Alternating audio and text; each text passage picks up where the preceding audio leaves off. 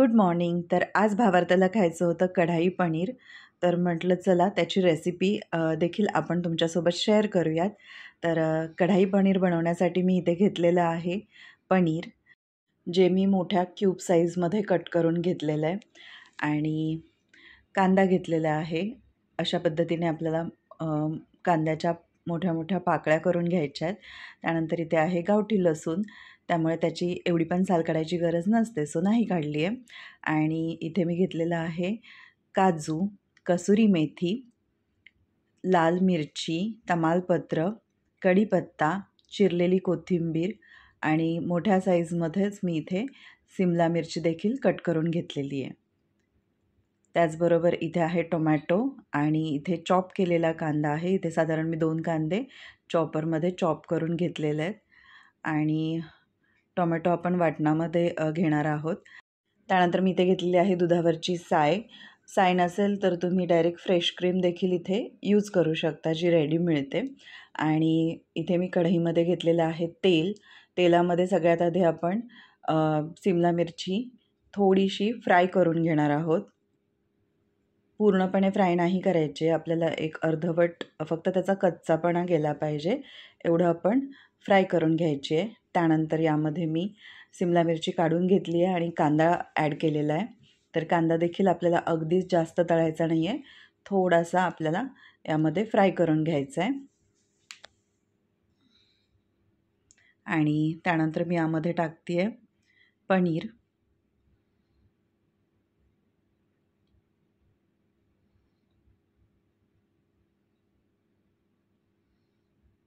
पनीर देखील आपल्याला असं थोडंसंच इथे फ्राय करून घ्यायचं आहे, अगदीच लालसर वगैरे नाही करायचं आहे.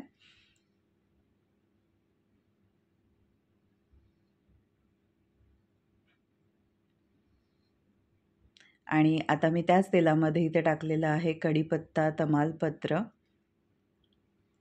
आणि लाल मिरच्या आणि चॉप केलेला कांदा.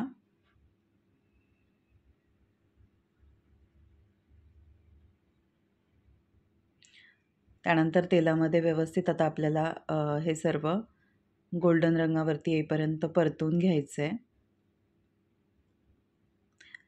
कांदा परततोय तोपर्यंत मी इथे टोमॅटो, लसूण आणि काजू मिक्सरला वाटून घेते आहे.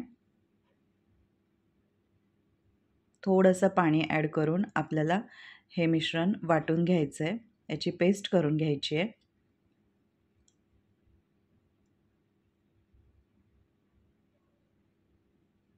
त्यानंतर इथे आता कांदा व्यवस्थित असा परतलेला आहे.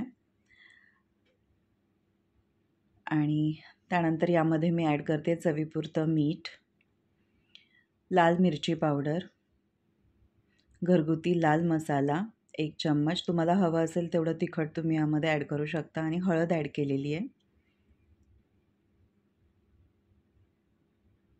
मी यामध्ये वेगळे कोणते मसाले, रेडी मसाले नाही वापरलेत. जे आपले घरगुती मसाले आहेत तेच मी इथे ॲड केलेले आहेत. तुम्हाला जर आवडत असेल तर तुम्ही यामध्ये पनीरचा कोणताही जो मार्केटमध्ये मसाला मिळतो तो यूज करू शकता. बट मला असं वाटतं की टोमॅटोची प्युरी आणि काजूची पेस्ट आणि जेव्हा आपण साय वगैरे ॲड करतो ना, तेव्हा बाहेरचा रेडी मसाला न वापरता आपण घरगुती मसाला वापरला ना, तरी ही भाजी खूप टेस्टी होते. तर यामध्ये मी आता जे काजू आणि टोमॅटोचं पेस्ट केलेली ती ॲड केली आहे, आणि बाकी ज्या भाज्या आपण हाफ फ्राय करून घेतल्या होत्या त्या यामध्ये ॲड केलेल्या आहेत.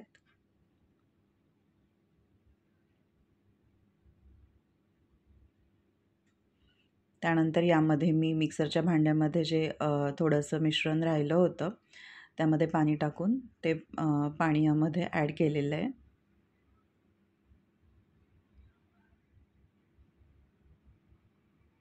त्यानंतर अजून थोडंसं पाणी मी इथे ॲड केलेलं आहे, म्हणजे पूर्णपणे आपल्याला साधारणपणे 1 ग्लासभर पाणी यामध्ये टाकायचं आहे.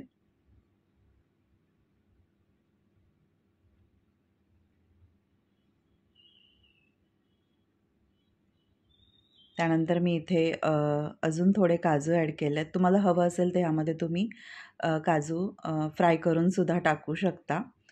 त्याचबरोबर मी इथे दुधावरची जी साय होती ती टाकलेली आहे. व्यवस्थित सगळं मिक्स करून घेतल्यानंतर यावरती आता आपण झाकण ठेवून एक 10 मिनटं एकदम स्लो फ्लेमवरती ही भाजी शिजून देणार आहोत.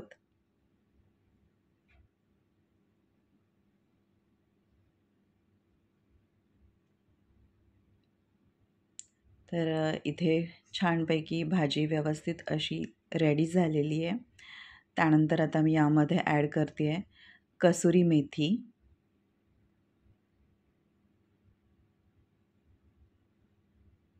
आणि बारीक चिरलेली कोथिंबीर. तर इथे तुम्ही बघू शकता आपली टेम्पटिंग दिसणारी आणि तितकीच टेस्टी अशी कढाई पनीर रेडी आहे. माझ्या भावार्थाला तर अशा पद्धतीने बनवलेली कढाई पनीर खूप जास्त आवडते. त्यामुळे मी त्याच्यासाठी 15 दिवसातून एकदा तर बनवतेच आणि खूप हॅपी होतो तो ही भाजी खाल्ल्यानंतर. आणि राहिलीच रात्री बनवलेली असेल तर दुसऱ्या दिवशी सकाळी पण तो टिफिनला मम्मी मला हीच भाजी दे असं बोलतो. तर तुम्ही देखील अशा पद्धतीने कढाई पनीर नक्की बनवून बघा. खरंच खूप टेस्टी होते, तुम्हाला नक्की आवडेल.